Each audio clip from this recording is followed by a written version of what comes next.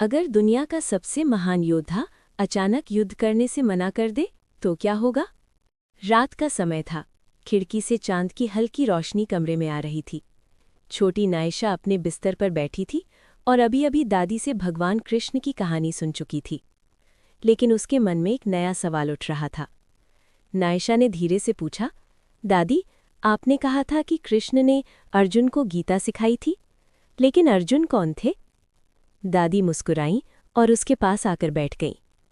अर्जुन एक बहुत बहादुर योद्धा थे, दादी ने कहा। वो पांडवों में से एक थे और उन्हें दुनिया का सबसे महान धनुर्धर माना जाता था। नायशा ने हैरानी से पूछा, धनुर्धर मतलब? दादी ने प्यार से समझाया, जो धनुष और तीर चलाने में बहुत निपुण होता है। अर्जुन इतना सटीक निशाना लगाते थे कि लोग देखकर हैरान रह जाते थे। नायशा की आंखें चमक उठीं। तो क्या वो कभी हारते नहीं थे? उसने उत्सुकता से पूछा। दादी हल्के से हंस पड़ी। हर महान योद्धा को कभी न कभी मुश्किलों का सामना करना पड़ता है। अर्जुन भी कई बार कठिन परिस्थितियों में पड़े, लेकिन उन्होंने कभी हार नहीं मानी।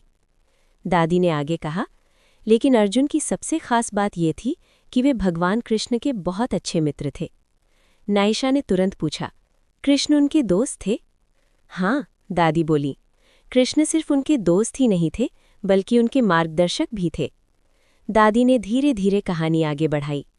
जब कुरुक्षेत्र का बड़ा युद्ध शुरू होने वाला था, अर्जुन ने देखा कि सामने उनके अपने रिश्तेदार, गुरु और मित्र खड़े हैं। ये देखकर उनका मन दुखी हो गया। उन्हें समझ नहीं आ रहा था कि क्या करना सही है। नायशा चुपचाप ध्यान से सुनती रही। दादी ने कहा, तब भगवान कृष्ण ने अर्जुन को जीवन का सबसे बड़ा ज्ञान दिया।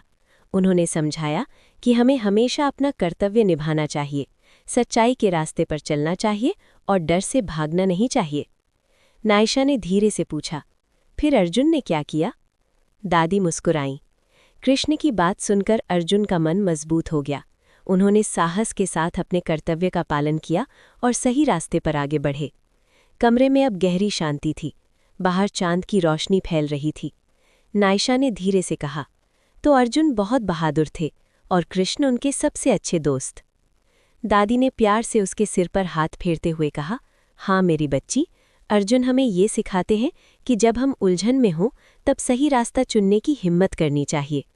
नायशा मुस्कुराई और धीरे धीरे उसकी आंखें बंद होने लगी। दादी, अब मुझे नींद आ रही है।